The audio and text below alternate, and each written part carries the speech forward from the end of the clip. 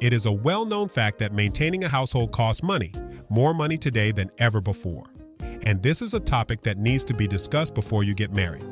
Gasoline prices are often $4 to $5 per gallon, and housing costs are increasing each year. Even with various rebates and other incentives, the price of a new automobile is still more than the average person wants to pay. Now, let's get more specific. If you're about to get married, I have a few questions for you.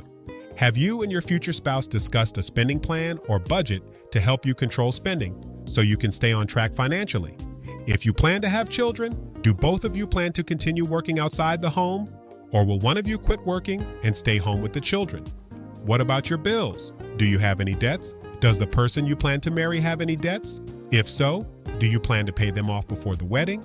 If both of you are employed, do you plan to share the household expenses? Or will one of you be expected to pay all of the household expenses?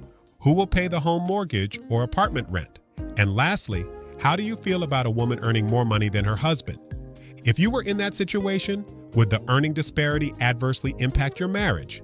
The point I'm making is that money issues are extremely important in marriage, and they should be thoroughly discussed before the wedding.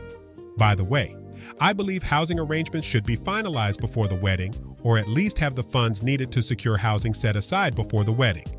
Don't settle for moving in with relatives. Even if you can only afford a small apartment, you will enjoy the privacy newlyweds need early in marriage. This Marriage Success Moment was presented by Dr. David Stevens.